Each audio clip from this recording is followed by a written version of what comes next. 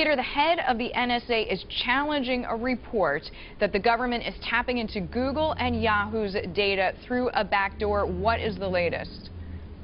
Well, it is just one more fallout from the Edward Snowden saga. It continues to dominate a lot of the headlines here in Washington, put pressure on the relationship between technology companies and the federal government. At the Bloomberg Government Cybersecurity Conference here in Washington yesterday, General Keith Alexander, the head of the NSA, he responded to this latest Snowden disclosure reported in the Washington Post. The paper, citing documents from Edward Snowden, says the agency was able to capture Google and Yahoo data by intercepting fiber optic cables abroad. Here's how General Alexander responded to our Trish Regan. I can tell you factually, we do not have access to Google servers, Yahoo servers, ...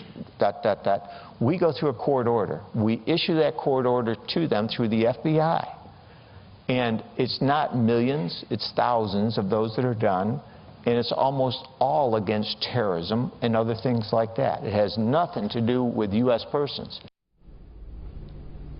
Now, that news was just breaking as General Alexander spoke there. The NSA has pushed back further as well. The companies and the NSA have denied in the past that the government has direct access to the company's servers, but Alexander didn't directly respond to this new wrinkle that they could be intercepting information traveling between data centers on those fiber optic cables.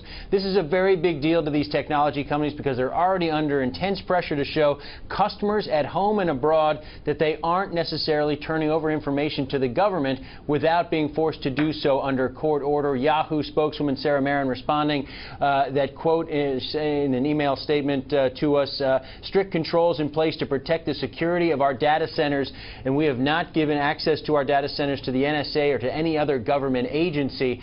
But this report will make it harder, Deirdre, for them to compete for business in Europe in particular. This is a competitive advantage right now for European companies who can argue that this data is at risk.